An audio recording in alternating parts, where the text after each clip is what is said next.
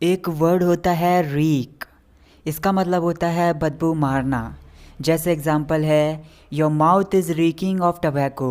मतलब तुम्हारे मुंह से तंबाकू की बदबू आ रही है या फिर तुम्हारा मुंह तंबाकू की बदबू मार रहा है। नेक्स्ट हमारी एक इडियम है स्नैप द फिंगर्स। इसका मतलब होता है चुटकी बजाना।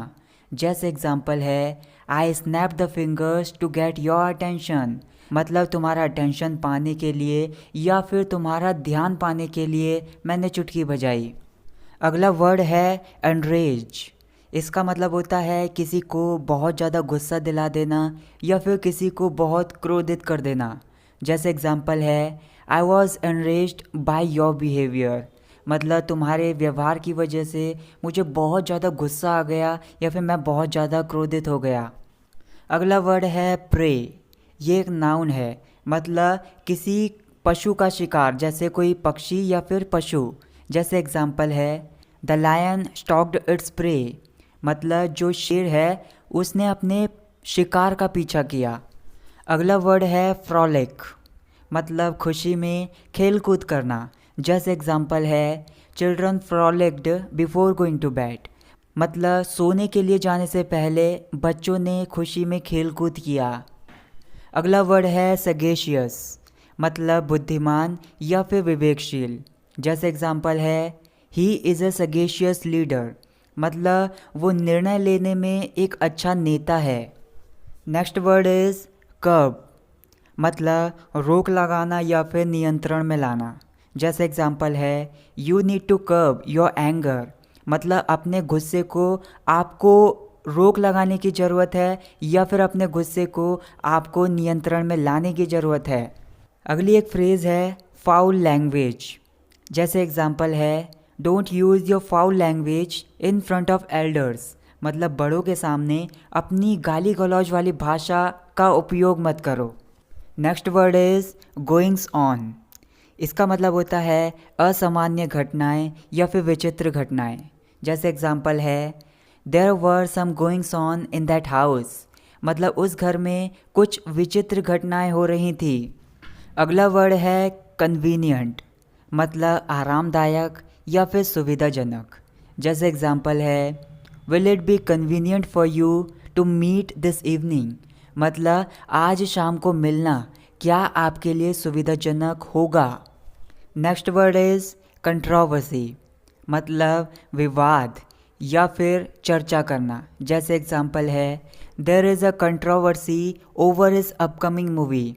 मतलब उसकी आने वाली मूवी के बारे में बहुत सारे लोगों के द्वारा वाद विवाद चल रहा है। Next word is agonising. मतलब पीड़ाजनक या फिर चिंताजनक। जैसे एग्जांपल है it was the most agonising decision of my life. मतलब ये मेरी ज़िंदगी का सबसे पीड़ाजनक या फिर चिंताजनक निर्णय था। अगला वर्ड है प्रॉम्प्टली। मतलब तुरंत या फिर बिना देरी किए। For example he promptly answered my question. मतलब उसने बिना देरी के मेरे प्रश्न का उत्तर दिया। अगर आपको वीडियो पसंद आ रही तो वीडियो को लाइक कर दीजिए और चैनल पर नए हो तो चैनल को सब्सक्राइब कर दीजिए और भी इसी तरह की वीडियोस पाने के लिए। नेक्स्ट एक फ्रेज़ है आउट ऑफ रीच। मतलब पहुंच से बाहर। जैसे एग्जांपल है I am short fan is out of my reach.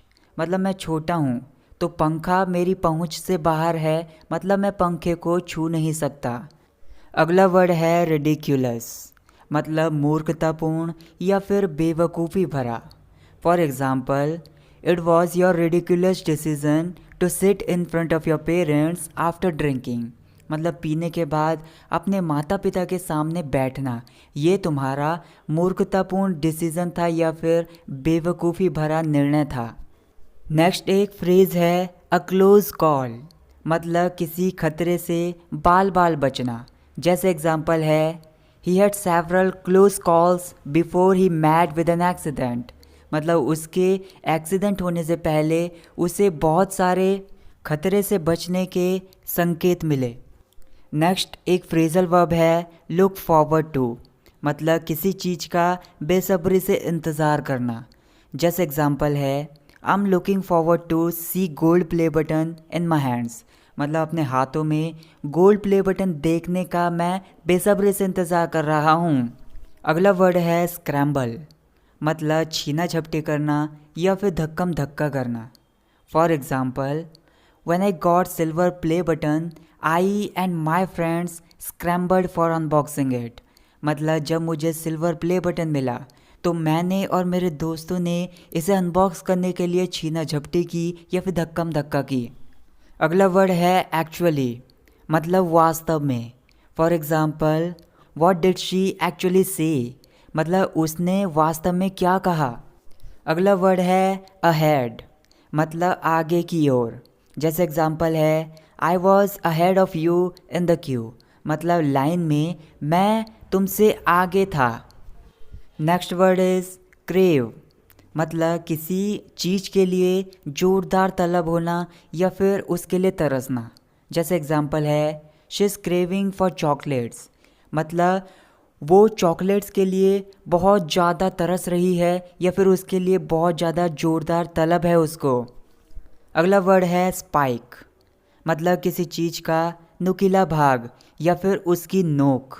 For example, keep the spike of knife away from me, मतलब जो चाकू की नोक है या फिर चाकू का नुकीला भाग है उसको मुझसे दूर रखो। अगला वर्ड है एंग्जाइटी, मतलब चिंता। जैसे सिंपल है I M full of anxiety about my future, मतलब अपने भविष्य को लेकर मैं पूरी चिंता से भरा हुआ हूँ या फिर मुझे बहुत ज़्यादा चिंता है। नेक्स्ट वर्ड इज़ इमेजिनेशन, मतलब कल्पना या फिर रचनात्मक धारणाएं। जैसे एग्ज़ाम्पल है use your imagination to make up stories, मतलब कहानियों को बनाने के लिए अपनी कल्पना का उपयोग करो या फिर अपनी रचनात्मक धारणाएं का उपयोग करो।